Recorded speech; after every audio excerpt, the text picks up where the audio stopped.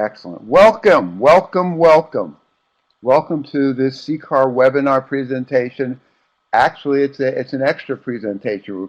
Stacy connected with me after my last webinar, and she was right on the same wavelength that I am and was.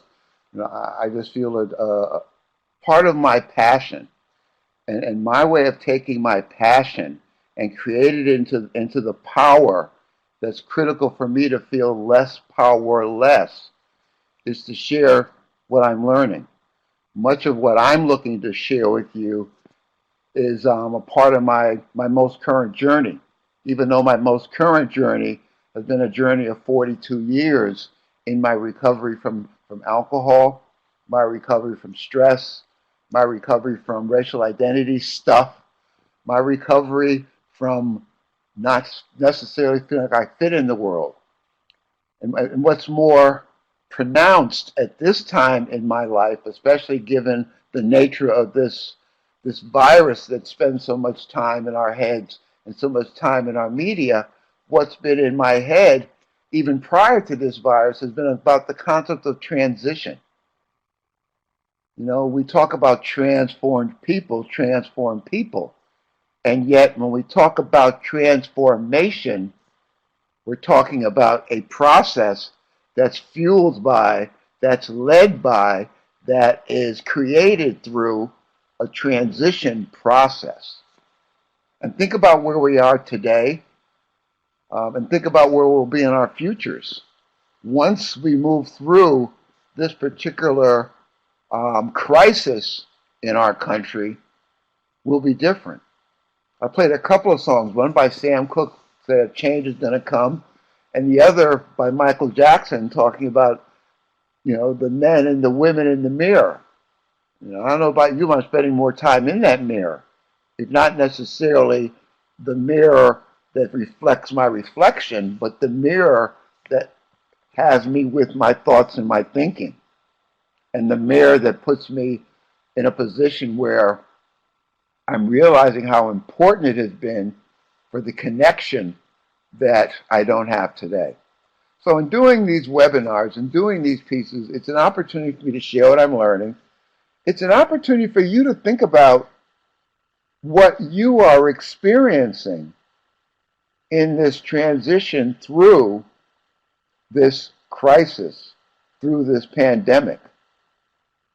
As I think about transition, I immediately went to the metamorphosis of a butterfly.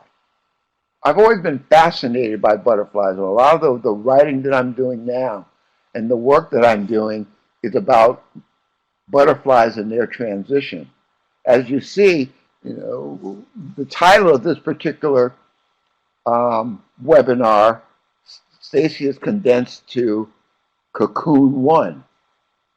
And that's a nice title because over time we'll get Cocoon 2 and Cocoon 3. I love acronyms, and they come to me in my sleep many times. And an acronym that came to me in my sleep talked about CCAR, which talks about the coronavirus cocoon and our ability to address it and our ability to recover from it, and a whole lot of possibilities within that acronym. So I want you to think about your own experience with butterflies. I want you to think about your own experience with your own metamorphosis, your own transformation, your own efforts to help others to transform.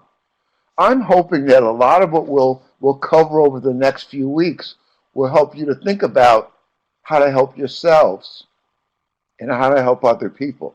That's always the basis of my work. How do we take our passion and develop it into power, especially when we're in a place of feeling powerless? Recovery coaches and helpers are encouraged to engage in activity to sharpen their saws in preparation for peak role performance while enveloped in the coronavirus cocoon. That image is going to be pervasive throughout the work that I'm going to share with you. I want you to pay attention to what has heart and meaning for you relative to this image relative to this symbol of a butterfly, of a caterpillar with its many legs going into a secluded, restrictive cocoon that traps it for a period of time and then has it explode into a beautiful creature with wings. Think about that in the context of what we have the possibilities to do as we sit in our coronavirus cocoon that feels restricting, that feels restrictive, that renders us powerless in the realm of having had so much freedom prior to this development of this crisis. So in many ways, I'm asking you to think about sharpening your saw and balancing your lives. I don't know what you're doing to occupy your time in this crisis time, in this restrictive time. I'm sure many of you are making an honest and humble effort to help others. I think part of what I want to remind you in this work is to help your own damn self first. It's hard to bring to another human being what you haven't brought to yourself. More importantly, your belief in what you're bringing is so fortified and strengthened by your belief in what you're bringing because you brought it to yourself and it's working well enough for you. Gosh, I'm loving the fact that there are 40 people here and we're 9-10 minutes into this webinar. I feel so honored and privileged to share this information. There's nothing in a caterpillar that tells you there's going to be a butterfly. Buckminster Fuller. Yeah, so powerful. And there's nothing in our addiction or in our powerlessness over our addiction, or there was nothing in my feelings of guilt and shame relative to the racial identity issues that I internalized and that were thrust upon me that helped me to appreciate that at some point I would fly. Whenever I say that word, I think about the song, I Believe I Can Fly. I believe I can touch the sky.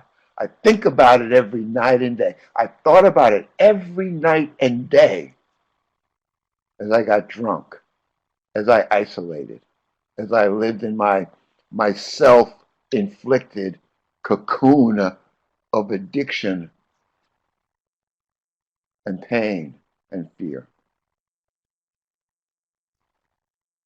Let's move on. This is who I am, and this is where I am. You know, I'm going to be talking a lot about the work of the 7 highly, I'm blocking the man's name now, but we'll get to it. But this piece on Erickson is very powerful. Erickson's 8 stages of psychosocial development has been a very powerful piece in my thinking about transition.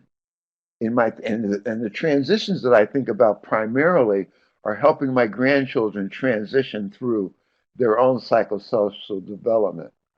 We have an opportunity and a responsibility to help people that we help to transition through their own psychosocial development. So many of us, as a result of our relationship with our addictions and our relationship with unhealthy relationships, got stuck in adolescence. And there's a very powerful source of strength for us to understand that journey through adolescence into the stages of our own current personal human development. At 69 years old, I'm identified by Erickson as being in the age of generativity, the stage of generativity. And in that stage of generativity, it is my responsibility, if I don't want to feel stagnant, to share the lessons that I've learned and to share the wisdom that I've gathered over time. So in many ways, this is what I live for. This is how I bring forth my passion to help others by sharing what I've learned And I've got 40 odd years of recovery lessons. I've got 40 odd years of recovery from racism. I've got 40 odd years of married relationship partnership.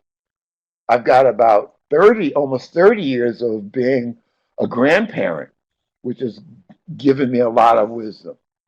And over that time, I've had several years of engaging with people that I was making an honest effort to help and who in that process were helping me as well. This whole concept of generativity is focusing on care and collaboration. That's the stage that I'm in now. Generativity is creativity, productivity, and care for and commitment to guiding the next generation. To me, if you're younger than me, you're the next generation for me. My grandchildren are the next generation. They span the ages from 15 to 28.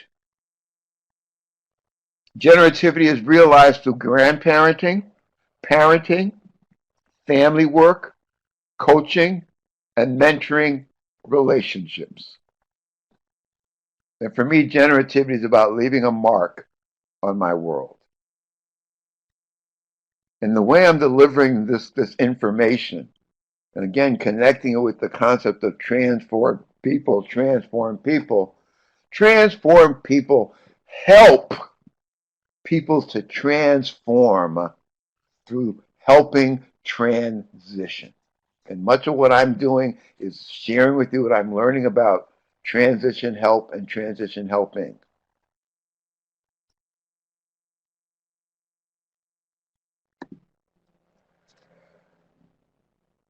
This is the acronym that came to me in my sleep, just before Stacy called. And it's amazing how this works out.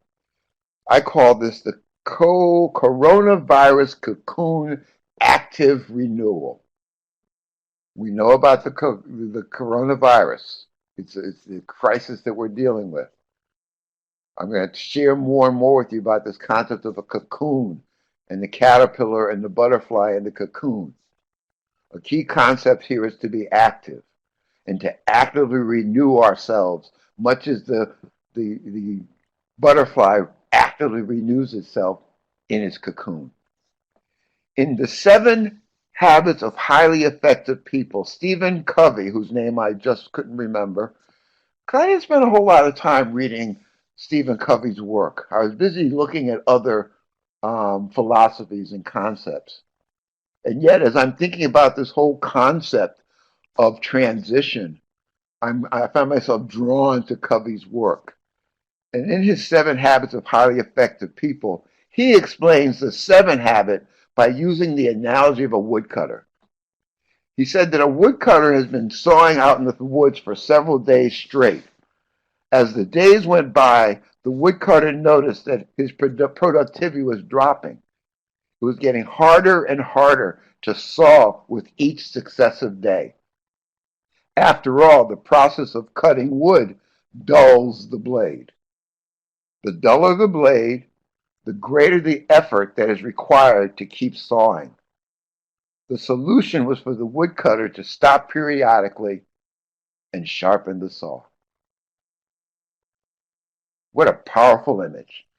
Again, this image was uncovered for me just about a week ago. I looked at the 7 habits that he talked about. And one of those habits being this, this one about sharpening the saw. And I had an understanding in my head what that might be. But when I saw this story, when I saw this symbolic imagery of the woodcutter and how it pertains to this 7th habit, it just blew me away. It empowered my thinking. And I want you to think about it in the context of your own thinking, because that's what this is about. I'm here to get you to think about things in a way you may not have thought about them before. And much of that is generated by how my process works. That's how my curiosity works. That's how my wonder works. And that's what fuels my awe. Curiosity, wonder, and awe. The fuel of my passion that helps me to bring that passion into power. The duller the blade, the greater the effort.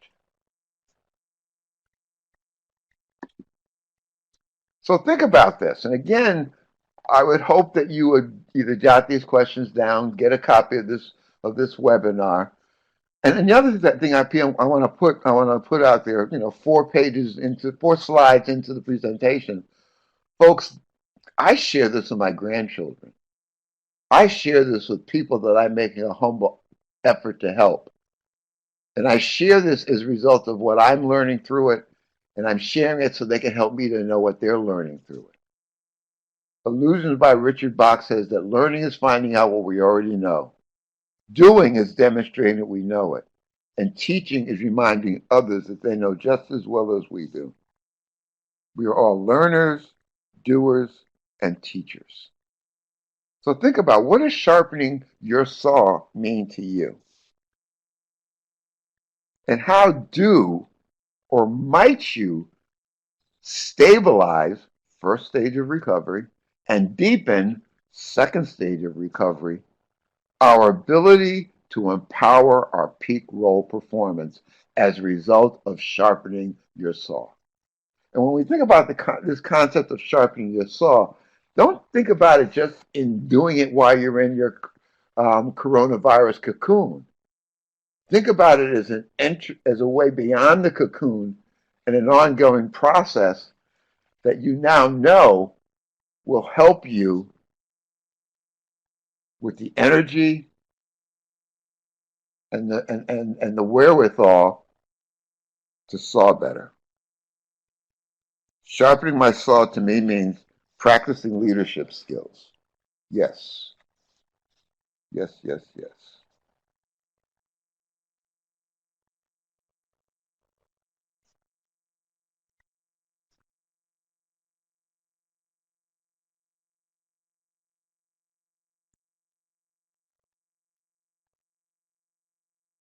What does sharpening your saw mean to you? And how do or might you stabilize and deepen your ability to empower your peak roles performance? When I talk about peak roles performance, there's purposely an S after role, because I want you to think about not only your role as a coach, your role as a parent, a grandparent, a spouse, a sibling, a coronavirus helper. All the roles that you play, I believe, have the necessity at some point to sharpen your saw. Very powerful image. The many hats that we wear, as Herb says. Exactly, the roles that you play. And in each of those roles, we are endeavoring to perform those roles to the peak of our potential and to the peak of our ability. And I believe that sharpening your saw is one of those peaks of our ability motivators.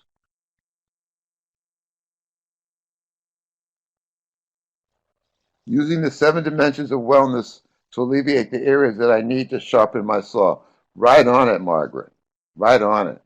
We're going to look at, you can look at those dimensions of wellness. We're going to talk about dimensions of human nature that relate to those dimensions of wellness. So clearly, sharpening my saw, Megan says, is working on my own recovery and feeding my spirit so I can share with others. Precisely. Precisely. I love this collaborative learning.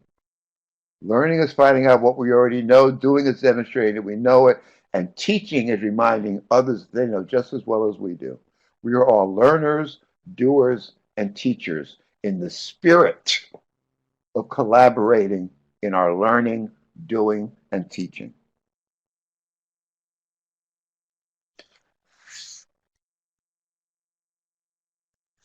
Taking an honest look of where I'm going in my recovery is sharpening my saw as well. Well, I like that. Transitioning from executive director to encouragement director. Oh gosh, this is good stuff, folks. Keep writing. I'll try to catch some of them. Let's move on because I want to get everything in. I put these images in because I want you to really appreciate the fact that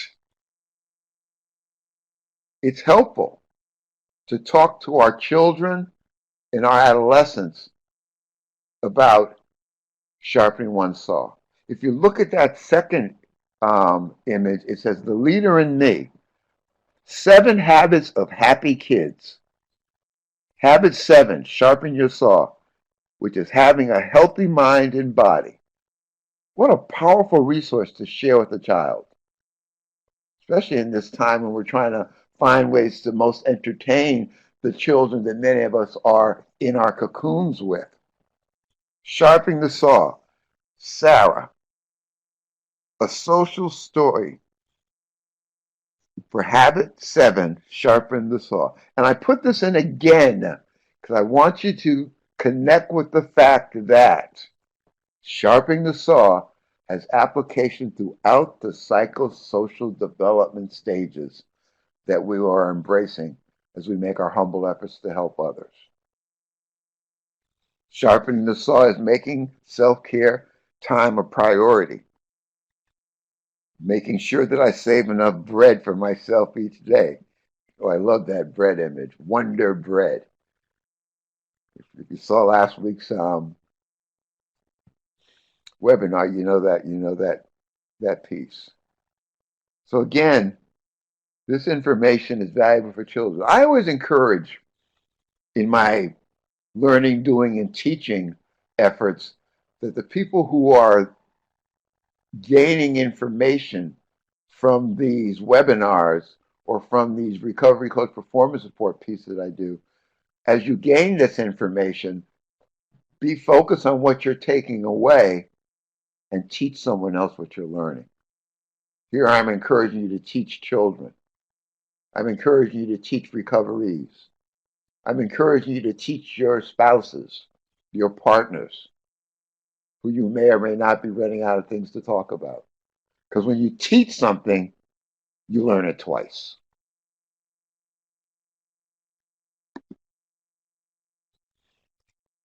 Coronavirus cocoon active renewal. In much the same way, recovery coaches can take steps to prevent burnout and to maintain peak performance by sharpening their saws. Sharpening the saw is about renewing the 4 dimensions of recovery coaches' natures.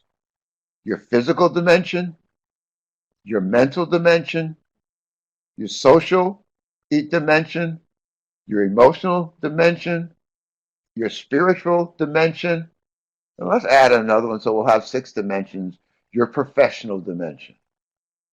Sharpening your saw is about renewing these 6 dimensions. And what a wonderful opportunity and time to do it when you have an ability to truly focus on yourself more than you probably give yourself the ability and the responsibility to do when we're out in our worlds helping other people.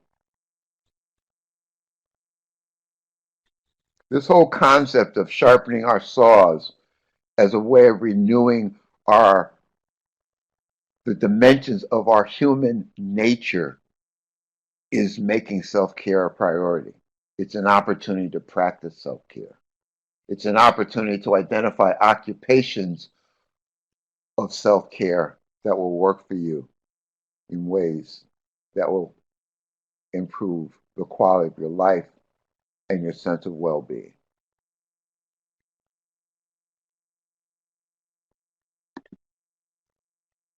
Sharpening your saw, courtesy of Stephen Covey's Institute. And this goes back to what we just saw. Sharpening your saw in the physical dimension, examples are eating beneficially, exercising, as well as resting. Eating beneficially, exercising, and resting.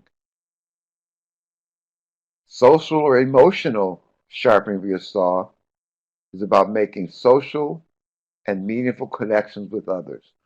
Again, given the limitations that our efforts to flatten the curve of the coronavirus, our ability to make connections with the human beings that we care for and about is limited, but not impossible.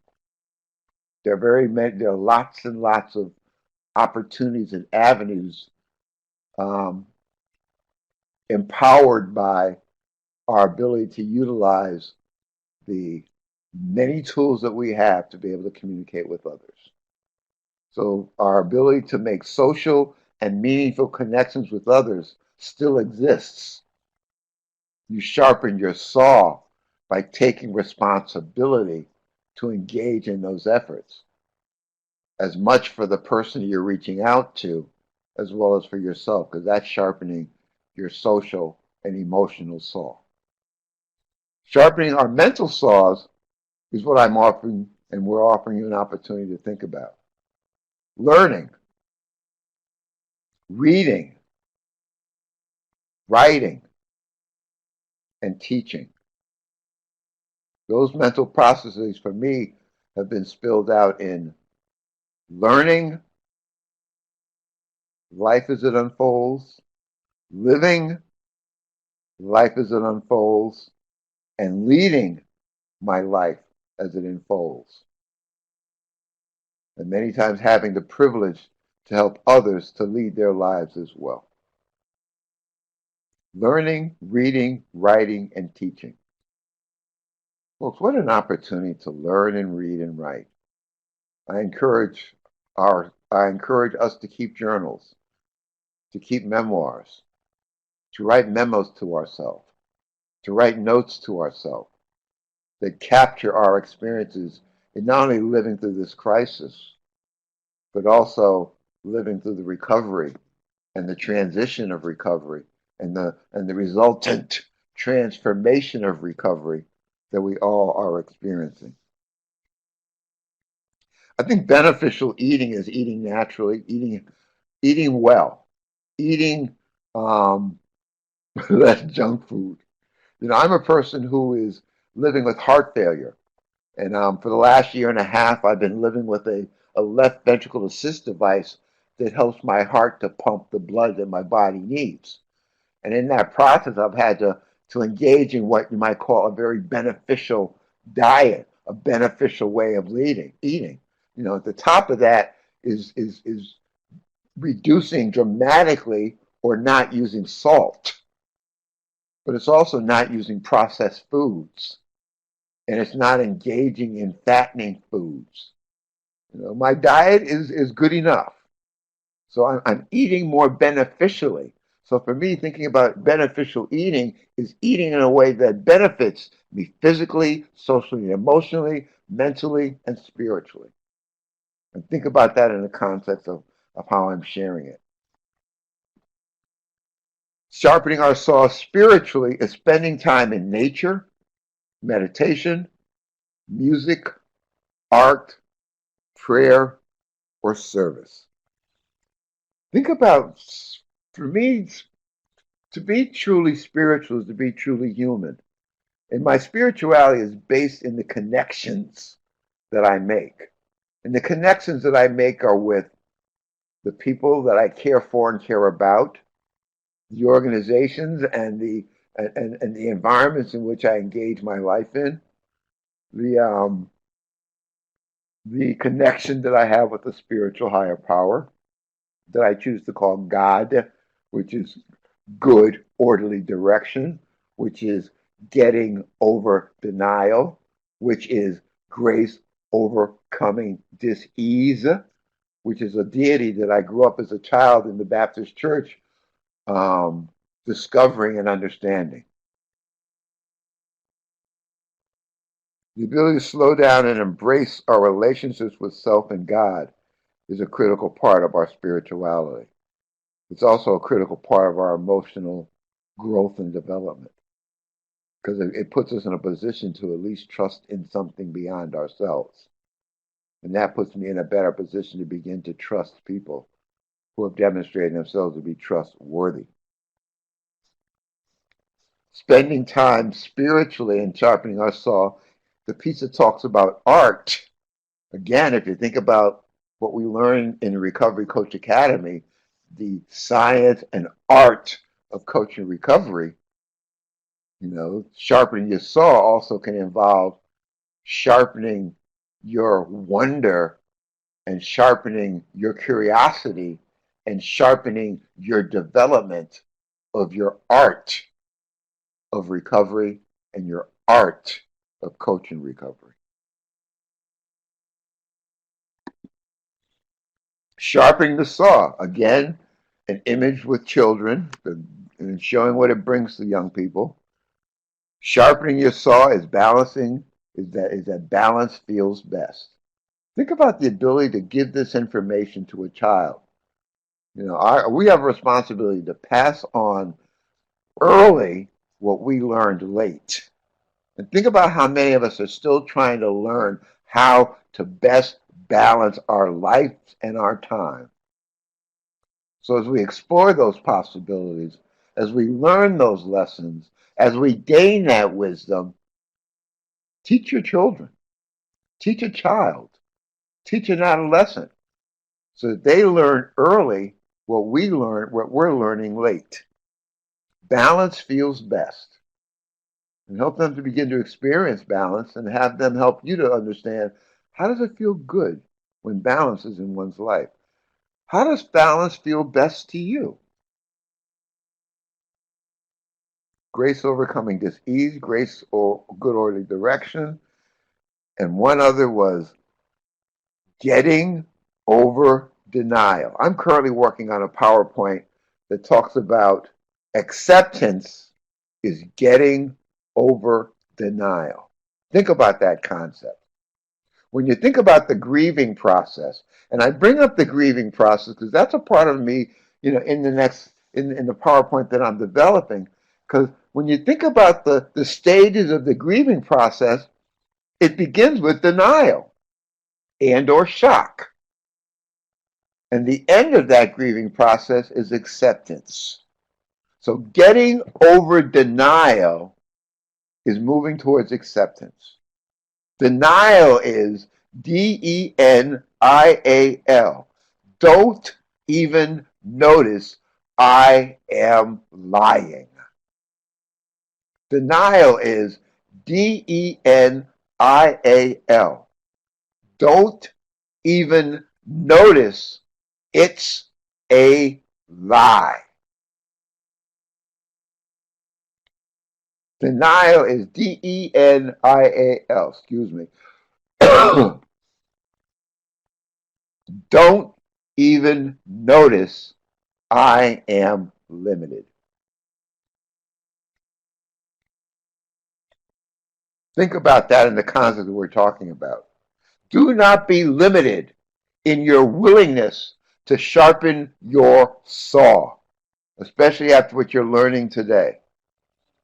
So when you think about this sharpen the saw in relation to this image of an adolescent experience, or not an adolescent, a child's experience, it's me time. Sharpening the saw is me time, whether it's a child, whether it's an adolescent, or it's a recovery coach, or it's a parent, or it's a grandparent. When I sharpen my saw, that's me taking care of me. And at the same time, taking care of that saw that needs to be sharpened to help address the rough edges that might be in another person's life. And in this process of experiencing sharpening the saw, balance feeling best, and it being me time, as the child verbalizes, I will learn, exercise, eat healthy, which is beneficial eating, and relax. Think about teaching our children this information earlier than we learned it. What a powerful, empowering resource to bring to a child. Excellent. Exercise is important. Sharpening our saws is important. The whole person, just giving you a reminder, the whole person has a brain, i.e. a mind, A whole person has a heart, i.e. emotional. A whole person has a body, i.e. physical. And a whole person has a spirit, i.e. spiritual. The whole person will. When we talk about one of the components of recovery, we talk about recovery being holistic. When I've always felt about holistic recovery, I thought about being spiritual, mental, physical, emotional, social, and social/environmental. 6 spokes to the wheel of my wholeness. And if any one of those spokes is weak or broken or missing, I have a bumpy ride. I have a bumpy experience. So part of sharpening the saw is feeding the whole person. It's giving attention to what has heart and meaning for every aspect of who we are. And again, folks, who we are, who recoveries are, who our grandchildren are, who our children are, who our partners are, and on and on and on and on. This is so much about role development.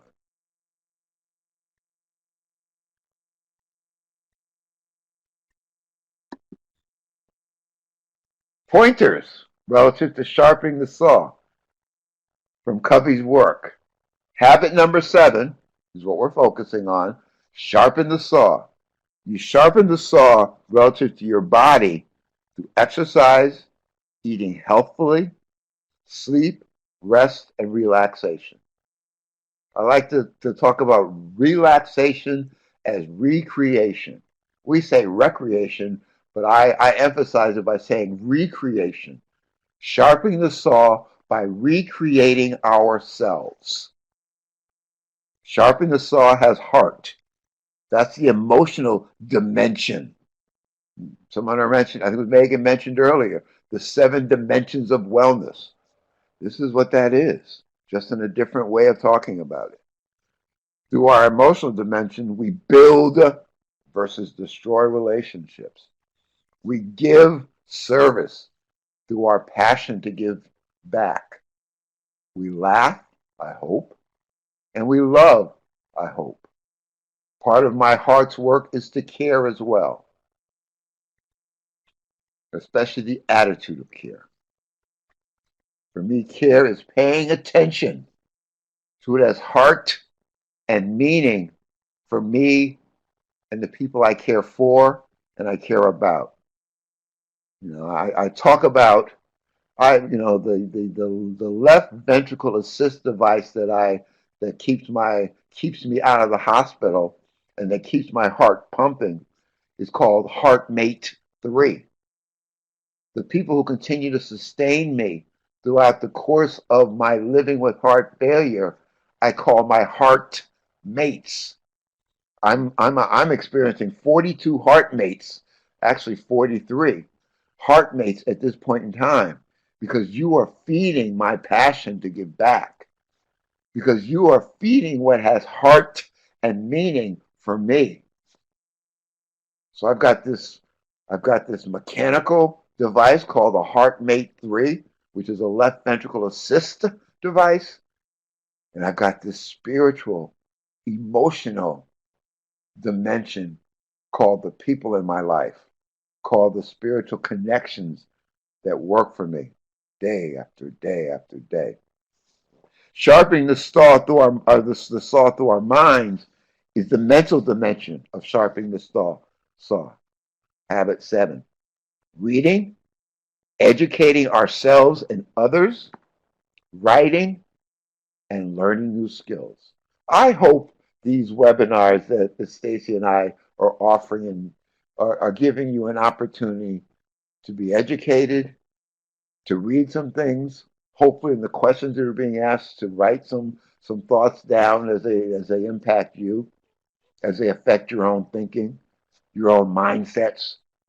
And then in this process, you're also learning skills, new skills, or you're revisiting skills you've already learned and may need to sharpen your saw relative to. And finally, the soul. When I talk about myself, I'm a social worker. I offer social work practice. Right out of the School of Social Work, I was about 5 years into my recovery, and soul became a critical concept for me. And over time, today's soul for me is SOUL: strengths, overcoming unmanageability and limitation. Strengths, operating, uncovering unmanageability and limitation. Soul can be achieved, you sharpening the saw by meditation, keeping a journal or a diary, praying,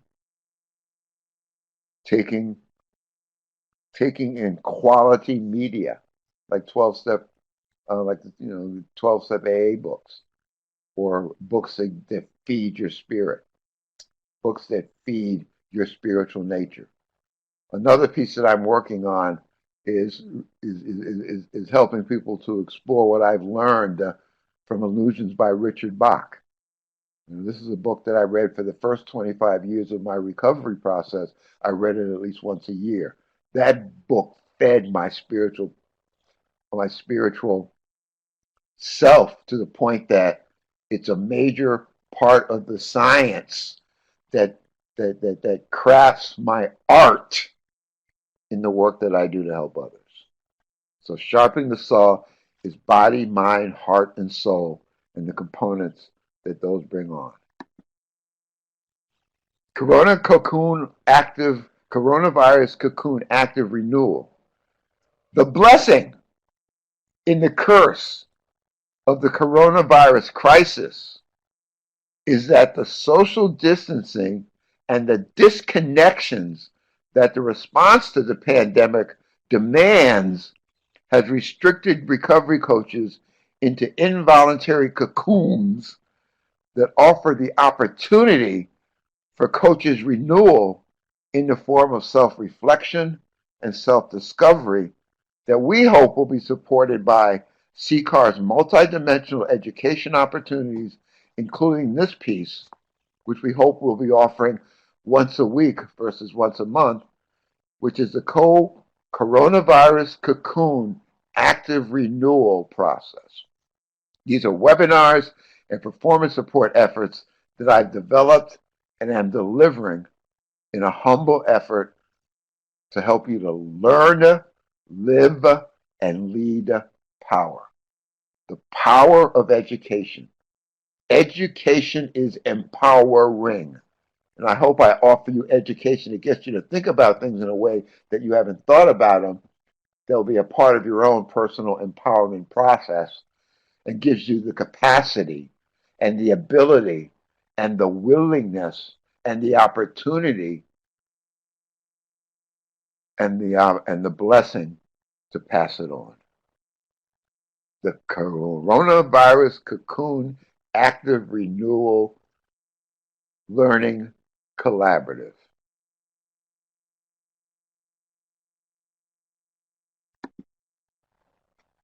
The coronavirus cocoon. There's on the left-hand side of that upper image are two cocoons. What a beautiful sight. And next to it is my logo that speaks to this concept of transition help. Just below that is something called the transition help format. And this is a format that I use in my own transition process as I'm uncovering it, discovering, and reflecting on it as I'm encouraging you to do in these webinars. And that transition framework begins with awareness, moving into preparation, moving into the grow process, moving into emotional intelligence, moving into acts that support myself and others, and appreciating the power of grit. Grit is perseverance. Grit is empowering. I talk a lot about with people about grit and grace. Think about that concept. Grit is perseverance, and I learned that grace was God's unmerited love that I receive, whether I deserve it or not.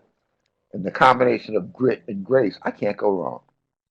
That is empowering. Yeah, Nicole, I love it too. You're one of those people. We talk a lot about grit and grace. We talk a lot about experiencing grit and grace on your grind. And sharpening the saw, I've converted into sharpening SAW. And this is the work that these coronavirus cocoon transition activity webinars, and I hope there'll also be recovery coach performance support opportunities. What I'm going to look at is S, A, and W. Skills and self-development, awareness and acceptance, and wonder and wisdom. Wonder is the beginning of wisdom. That's that bread we were talking about earlier. Wonder bread. Love it. That's the work. One of Covey's first law or first step speaks about, first habit speaks about begin with the end in mind. Think about that concept. Beginning with the end in mind to me speaks about vision. My vision for helping you to sharpen your saw is to help you to develop skills, awareness, acceptance, wonder, and wisdom as we move through this, I hope, will be beneficial work. There's a larger diagram of the transition help framework that I have developed. I call it transition help because it's helping me and hopefully it'll help you and help others. And again, many of these elements will be a part of what you'll experience in the work that we're going to do in these webinars. Yeah, Barry, awareness leads to acceptance. Exactly. I can't change what I haven't acknowledged or seen. Coronavirus Cocoon Active Renewal.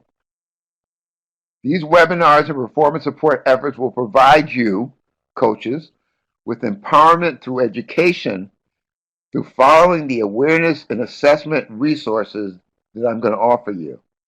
And these are resources that I offer you as an opportunity to learn, do, and teach the following topics. Who I am, i.e., looking at your identity versus role confusion and character development. How I am, i.e., looking at matters of well-being and quality of life. Where am I going, i.e., matters of visioning and life course planning. Emotional intelligence. I've always wanted to share emotional intelligence as a recovery coach performance support or as a webinar because it has had such a powerful influence in my own life. Eric Goldman's work on both emotional intelligence and social intelligence is a major part of my own science of living recovery as well as coaching recovery. Another one is coping with stress and anxiety. We can never leave that out. I'm going to also share with you the 4 addictions, which Andres Arian speaks is the shadow side of caretaking. As caregivers, no more importantly as caretakers, we pay attention to it as heart and meaning for the people that we care for and care about.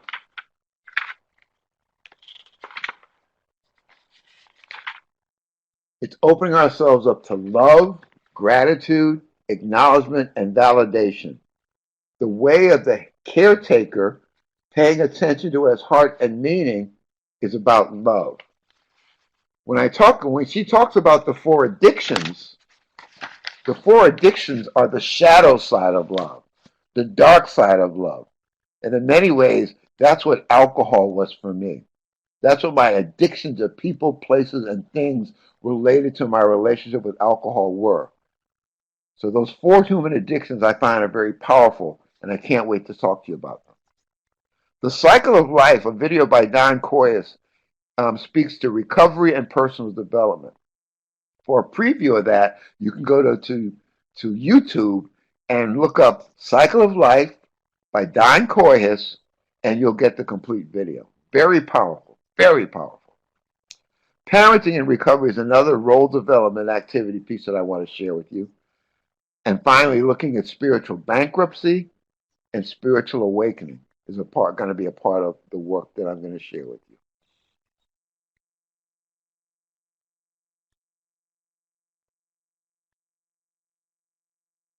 I love Daniel Goleman's emotional and social intelligence. I love images, as you can see. This is my favorite image that really creates an image of the 10 components of recovery that you learn in Recovery Coach Academy. And this one just helps you to think about the path that a recovery, but more importantly, the path that you can take as you engage in this concept called transition help. I call it an awareness. I call it a DART awareness. When I first started doing DART, DART was D-A-R-T. I did it with adolescents who were in a treatment program. I did it once a week for an hour and a half, and I called it DART, Drug and Alcohol Resource Team. Over time, DART has become um, developing art of recovery coaching.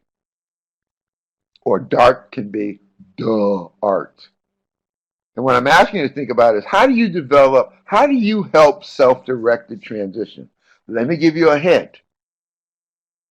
Practice a transition process for yourself. Understand what that process may look like. And I think some of the work that I'm going to offer you will help you to think about that.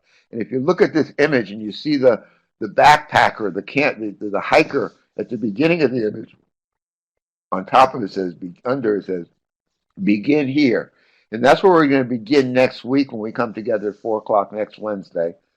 Heart mates willing. We're going to talk about who I am. We're going to talk about identity versus role confusion. We're going to talk about character development. So I look forward to that work. In closing, questions, concepts, thoughts, anything anybody want to share?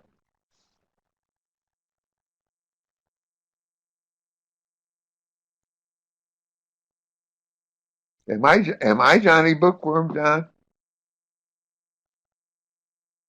Because if you say so, I definitely mean I've got book after book. If you look at the what I develop, well, I do something called care recovery, and I offer an image that shows care recovery is both a science and an art.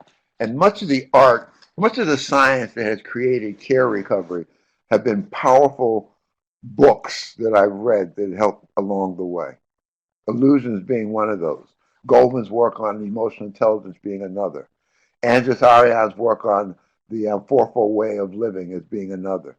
So, in these PowerPoints, those pieces come together. My science is very prevalent, and I share with you in an effort to help you to think about what might be helpful for you. You're welcome, Liz. Ah, yeah, we're right. We're right there together, John. We're right there together. We're powerful. Well, again, it's about the power of education. It's about the power of wonder. Every time I pick up a book, I wonder what wisdom or I wonder what journey it will take me on or will guide me through. Thank you, Tammy. I hope for me, help for me is a humble effort to lend power. And that's not me being presumptive. I'm just lending the power that is accumulated in my own process. And as I say simply, I hope it helps. Good to hear from you, Herbie. Yep, the SOUL acronym has many. Well, SOUL is Strengths Operating Uncovered by Love. When I did it way back in 1982, I wrote a paper for the School of Social Work called Social Work Practice: Casework with Spirits, Human and Distilled. I was a I was a case work major at School of Social Work. So the title of the paper was an independent study paper that was over 50 something pages long that was called Social Work Practice, Casework with Spirits, Human and Distilled. And then social in the social work practice stood for SOUL, Strengths Operating Uncovered by Love. But love was so mushy for me at that time, I changed the L to lessons. Strengths operating uncovered by lessons. Fast forward, and then a lot of changes have occurred over time, but fast forward, especially as I was doing Recovery Coach Academy, because it's a strength-focused, helping process. Soul became strengths, overcoming unmanageability and limitation. Unmanageability in relation to step one of 12-step recovery, and for me to be powerless is to be limited and to experience personal limitation. Do people get that acronym that time? Thank you, Margaret. I hope this helps. It certainly gives me hope. Hope is HOPE. Having opportunity present every day. When you talk about sharpening your saw, you have an opportunity to offer yourselves hope by having opportunities present every day that demonstrate and practice you sharpening your saw. Oh, Carlos, I am so appreciative of you being a heartmate as well. I embrace my heartmates, folks. Folks, I have not had the need to be rehospitalized over the year and a half that I've been since my discharge. On October 1st, I received my Heartmate 3. And since then, the people in my lives who continue to care about me and embrace me and offer me hope and heart, you are my heartmates. Thank you so much. Hope, hearing other people experience. I like that. Hang on, peace exists. I love it. Keep hope alive. Share what you learned today with somebody that you care about or care for, and let me know how it goes. Again, if you want to make a connection with me, you can reach me at small letters SOUL. Well, let me write it before I get off here. SOULHELP at me.com. COM. Soulhelp@me.com is my email address. I welcome the opportunity to connect with you. Healing our painful experience. Another hope. Oh, these are great. Oh, thank you all. Thank you, Stacy. Thank you, thank you, thank you. Thank you for the opportunity.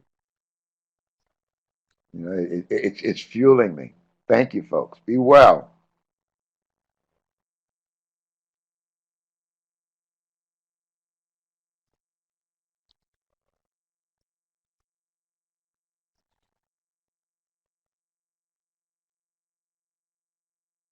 Oh, hey, Phil. Good. Glad you're here. I know R click. Well, now I see it. That's no by the way needed. Thank you, Phil, for the opportunity.